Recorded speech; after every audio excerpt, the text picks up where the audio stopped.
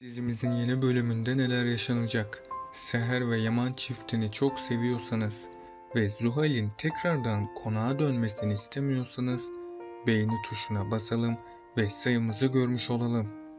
Seher'in yapacağı büyük hata ne olacak? Zuhal yeniden konağa dönecek mi? Yaman ve Seher ayrılacak mı?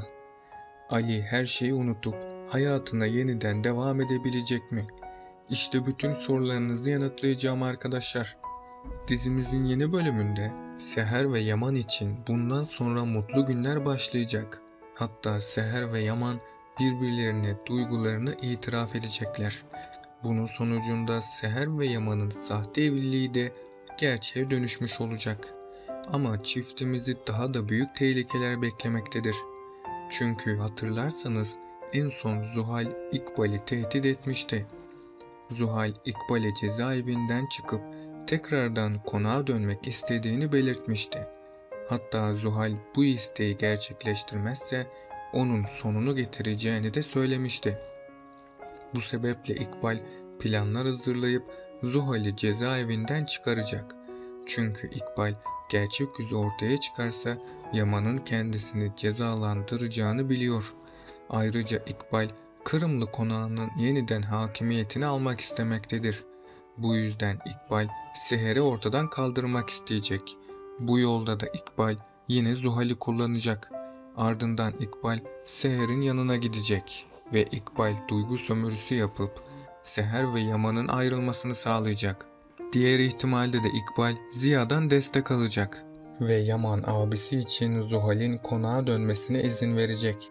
Seher ve Yaman dikkatli olmazsa Zuhal bu defa kesin olarak Seher'in sonunu getirecek. Çünkü Zuhal kötülükler yapıp Seher ve Yaman'ın ayrılmasını sağlayacak. Hatta Zuhal bununla da yetinmeyip Seher'i öldürme girişimlerinde dahi bulunacak. Bu yüzden Seher'in iyi kalpli oluşu onun sonunun gelmesine neden olacak. Ama bir ihtimali daha unutmayalım. Eğer bahçıvan tüm olaylara şahit olursa Seher'e bir zarar gelmeyecek. Çünkü bahçıvan Seher'i koruyacak. Bahçıvan Seher'e bir zarar gelmemesi için kendi canını dahi tehlikeye atacak. Bu ihtimalde bahçıvan sayesinde Seher ölmekten kurtulacak. Ama yine de Seher için ciddi tehlikeler mevcut olacak. Yaman da tüm bu olanlardan sonra Seher'e güvenecek. Ama bu defa güvensizlik sırası Seher'de olacak. Çünkü Seher Yaman'a güvenmeyip Zuhal ve İkbal'in kötü planlarına inanabilir. Eğer Seher bu konuda Yaman'a değil de İkbal'e güvenirse Yaman'ı kaybedecek. Bu yüzden Yaman ve Seher aşkının aşması gereken zorlu engeller bulunuyor.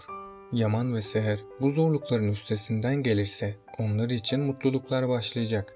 Aksi halde bu aşk başlamadan bitecek. Ama her şeye rağmen Seher ve Yaman bu zorlukların üstesinden gelecek. Ali de yeniden görevine döndü. Bundan sonra Ali hayatına yeni bir başlangıç yapacak. Çünkü Ali Kiraz'ın son videosunu izledikten sonra bir karar aldı. Ali bu kararında sevdikleri için çabalamaya söz verdi. Yani Kiraz'ın bu sözleri sayesinde Ali yeniden mutlu olmaya çalışacak. Hatta Ali hayatının ve sevdiklerinin de değerini daha da iyi anlayacak. Artık Ali için yeni başlangıçlar yaşanacak. Sultan Ala da Ali'nin çabaladığını görünce çok sevinecek. Peki sizce Zuhal konağa geri dönecek mi? Aşağıda yorumlarınızı bekliyorum. Önümüzdeki bölümde Seher ve Yaman gün geçtikçe daha da çok yakınlaşacak. Hatta Yaman Seher'e duygularını itiraf edecek. Seher de bu itirafta çok sevinecek. Çünkü Seher de Yaman'ı canından çok sevmektedir. Bu yüzden Yaman ve Seher'in evliliği gerçeğe dönüşecek. Ayrıca Seher, Yaman'ın geçmişindeki sorunları çözmesinde de yardımcı olacak. Çünkü Seher, Yaman'ın geçmişinin yükünü hala taşıdığının farkındadır. Bu yüzden Seher, Yaman'a bir şans daha verecek. Seher'in Yaman'ı hissettiği aşk her şeyin üstesinden gelecek.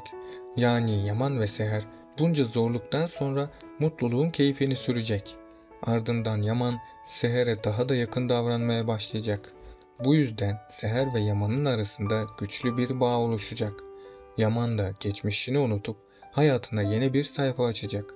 Zuhal ve İkbal Seher ve Yaman'ı ayırmaya çalışsa da bunda başarılı olamayacaklar. Çünkü Seher ve Yaman'ın arasındaki bağ oldukça güçlüdür.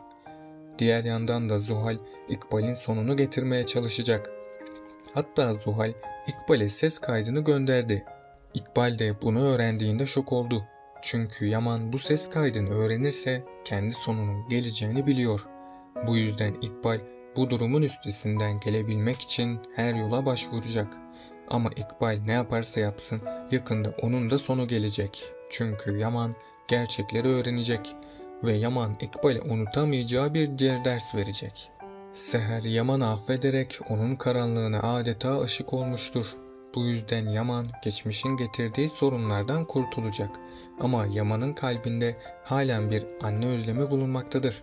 Yaman'ın bu öfke dolu geçmişi onların aşklarına zarar verebilir.